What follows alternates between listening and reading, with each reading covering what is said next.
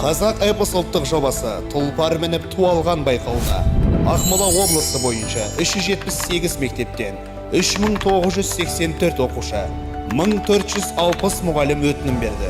Көкшетау қаласындағы білім инновация лицейінің ұстазы Сергазина Жұлдыз. Арқасында Бұлтаудың Қызылбастың елі бар, Жасыл байтақ жері бар, Айдынды Шалқар көлі бар. Бурабай ауданынан қатысқалы отырмыз. Мен Текишева Рахия Жанибекқызы нөмір 7 мектеп лицейінің қазақ тіл және қазақ әдебиеті пәні мұғалімін. Сонда көрген арыстан, бір ұл, бір қыз атадан, қыздың аты Қарлығаш, Қобыландыға қарындас. Жасы нөмірі 1 орта мектебінен тұлпар мініп туалған байқауына қатысамыз. Әулиеге ат айтып, қорасанға қой айтып, қабыл болды тілегі, жарылғандай жүрегі. Тұлпар мініп туалған байқауға